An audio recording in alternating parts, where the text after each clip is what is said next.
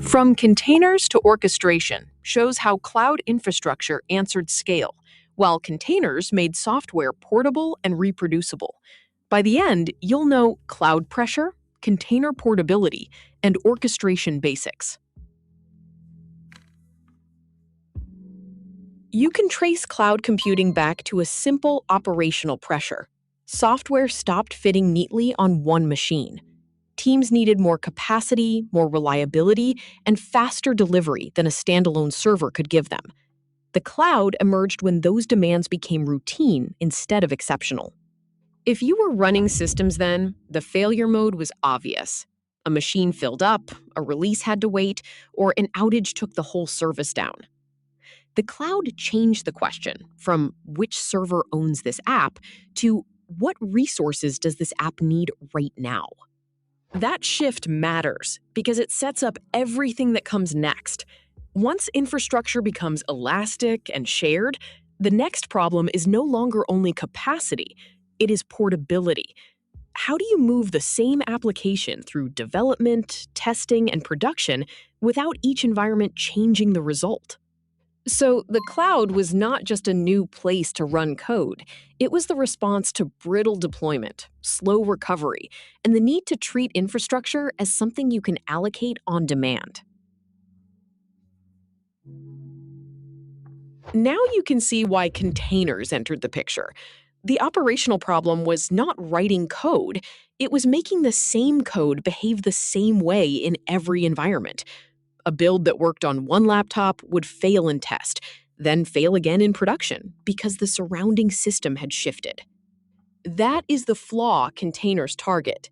They package the application with the dependencies it actually needs. So the runtime is not reconstructed from memory, manual setup, or tribal knowledge. When the environment drifts, the container keeps the execution boundary stable. Ask yourself when this fails. When the application secretly depends on something outside that boundary. Shared files, host-specific settings, or hidden network assumptions still break the promise. Containers reduce drift, but they do not erase bad assumptions.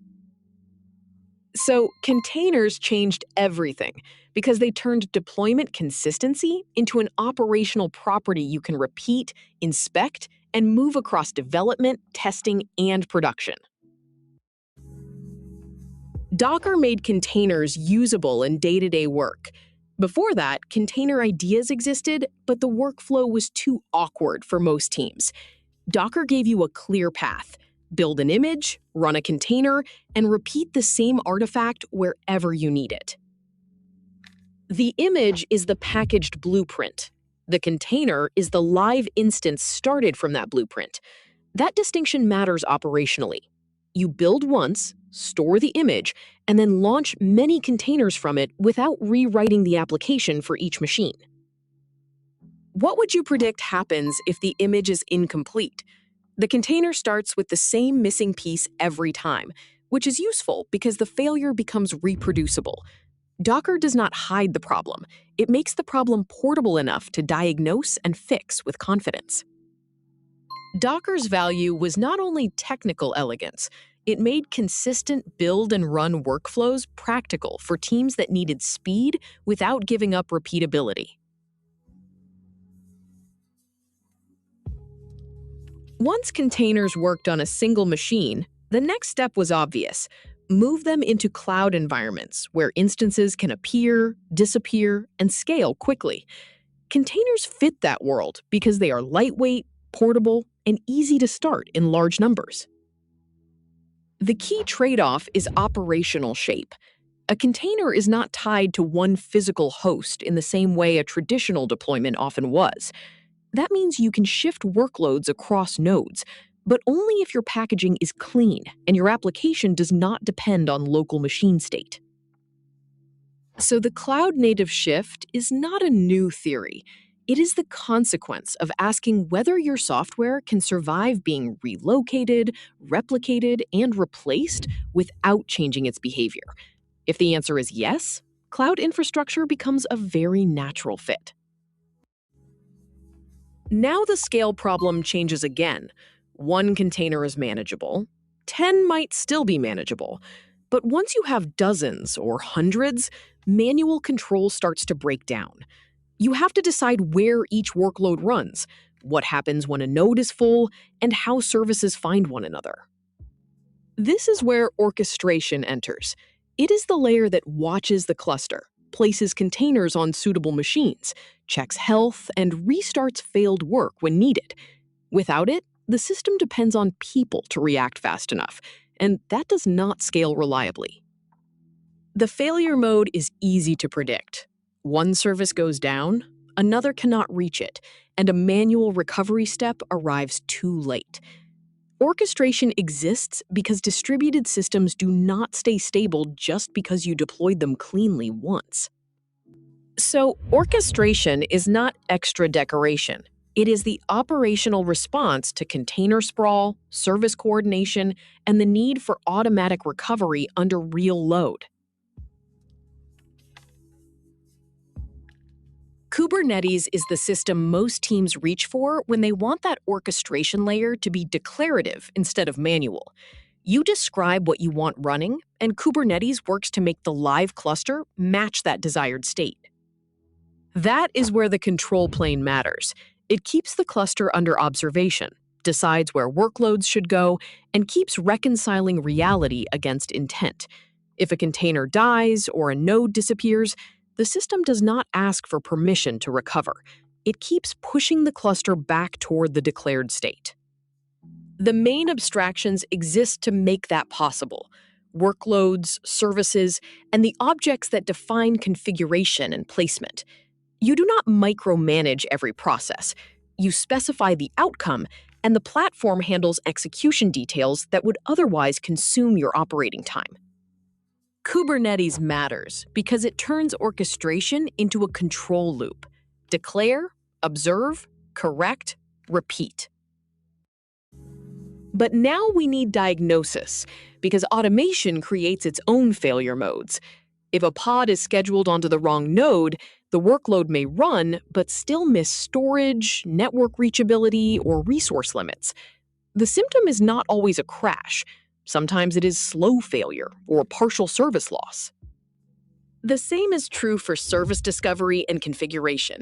If one service cannot find another, or a config value is wrong in only one namespace, the cluster looks healthy from the outside, while the application behaves inconsistently. Identify the flaw by tracing what changed: placement, networking, or configuration. So, when does orchestration fail? When you assume it removes complexity instead of relocating it. It improves consistency, but it also concentrates responsibility in the control layer, which means mistakes there spread quickly across the system. At scale, Kubernetes becomes useful because it can react to demand and deployment pressure at the same time. Autoscaling adds capacity when load rises. Rollout strategies let you shift traffic gradually instead of replacing everything at once. That lowers blast radius when change is risky. Configuration and secrets handling matter just as much. You want settings injected cleanly, not baked into images, and sensitive values kept separate from the workload image itself. Observability then tells you whether the system is actually behaving as intended, not just whether it started. The practical question is not whether these tools exist. It is whether you can use them to keep the service steady while the environment changes underneath it. That is the point of mature operations: controlled change, visible state, and faster recovery. A secure orchestration layer starts with identity.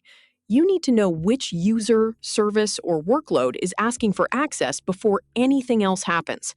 From there, network boundaries and workload permissions decide what can talk to what and what can be modified. Secrets deserve special handling because orchestration centralizes control. If credentials are exposed in plain configuration or copied into images, the platform becomes a distribution channel for risk. The safer pattern is to keep secrets separate, scoped, and auditable. So the question is not whether Kubernetes is secure by default. It is whether you design trust explicitly. In a system that can move workloads everywhere, security has to travel with the workload, the network path, and the control plane itself. Now we can assemble the full sequence. You package the application so it behaves consistently. You ship it as an image. You run it as containers. Then you let orchestration place, monitor, and recover those containers across a cluster that can grow or shrink as needed. That progression solves a real operational chain. Build once, move reliably, schedule intelligently, and scale without rewriting the service for each environment. Each layer exists because the previous one hit a limit under pressure. Containers solved portability. Docker made it practical. Kubernetes made it manageable at scale. If you want the simplest test of understanding, ask what breaks when each layer is missing. Without containers, environments drift. Without Docker, the workflow is clumsy. Without orchestration, manual recovery becomes the bottleneck. The stack works because each layer answers a failure mode above it. So, the modern cloud native workflow is not a pile of tools. It is a life cycle for packaging, shipping, scheduling, and scaling software with fewer surprises and faster operational recovery. Let's bring it all together. You've learned portability made simple.